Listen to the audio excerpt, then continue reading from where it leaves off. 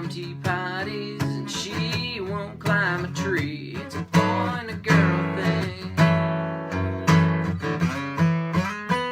A girl and a boy thing. She'll stop wearing pigtails and get the braces off her teeth. He'll stop making faces and start saving her seed. It's a boy and a girl thing.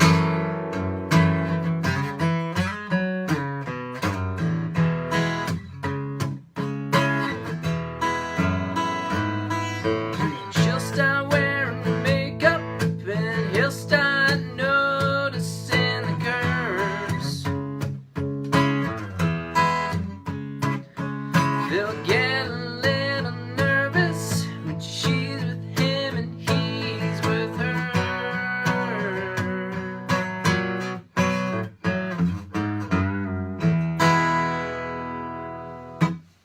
Hey everybody, Eric here again for DB Music. That was a little bit of Boy and a Girl Thing by Mo Pitney. I love the way that guy plays acoustic guitar, and I wanted to throw that one in today because this is lesson 3 in our segment on the slurs, and a lot of the stuff you see in between the chords and in the riffs on that one is the slides that we're talking about today. So you see that in the very intro.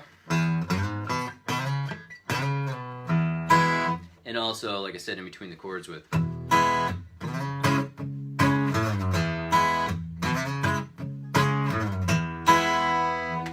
So, a couple of the different slides we're going to talk about today are the Legato Slide, the Rhythmic Slide, the Indirect Slide, and the Direct Slide.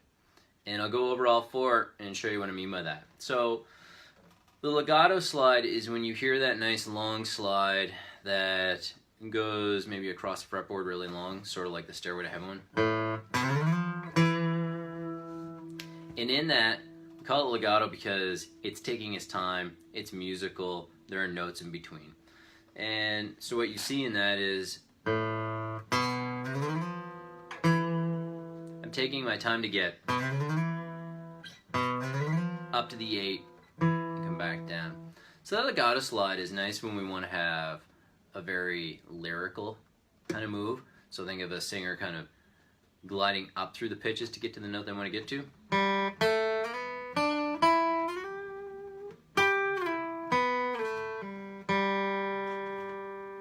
You can practice that really simple with just this as an exercise. What I want you to do is take any string you want. We'll take the top one just because it resonates nice. Hit your first note, and what I want you to do is count to 4 while you do it and drag your finger up slowly. 1, 2, 3, 4. Don't worry about getting sound to come out. What we're trying to do right now is just make that smooth transition up the fretboard. And then as you get a little better with it, you start moving a little faster.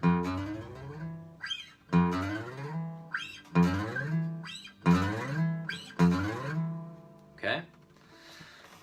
With the rhythmical slide, what I mean by that is we're going to slide between 2 notes, or maybe we're going to slide between a few notes, but we're going to slide and make sure that each one of those notes still retains its note value. So if they're quarter notes, for instance, 1, 2. Okay? We don't want to make the slide take up the note value. We want the slide to take place over that. So maybe we wanted it to be 3 beats and we want the slide to actually be a beat long. So that's a rhythmical slide. So 1, 2, 3. Okay? So you're going to work on this. You're going to pick, let's say, frets 3 and 7. And what I want you to do is count and go 1, 2, 1, 2, 1, 2. And you're going to make that slide into 2. And then you're going to do it in reverse. You're going to go from 7 back to 3. So you're going to go 1, 2, 1, 2, 1, 2. Okay? Not the same as legato because we're retaining our notes, so we're not just going. Okay? We have an end point in mind. We want a slide to happen between 2 notes, but in a very specific amount of time. The direct slide is when we want to get from one place to the other, but the first note that we hit doesn't really have any numerical value, any rhythmical value. We just want to use that as our starting point.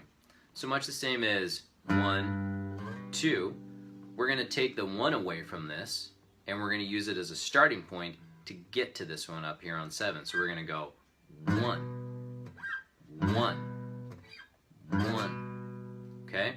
So what you see is I'm aiming for my 1 here, and this is just where I get to it from.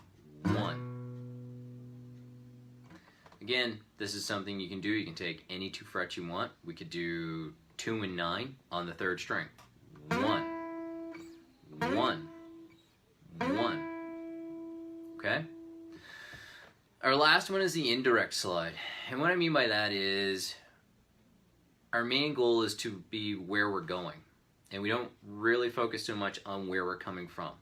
So if our main goal is to get to 9, for instance, I'm going to focus more on just getting there versus where I started from. So I could one time accidentally started on 2, and then maybe on the next time started on 5, or started on 3.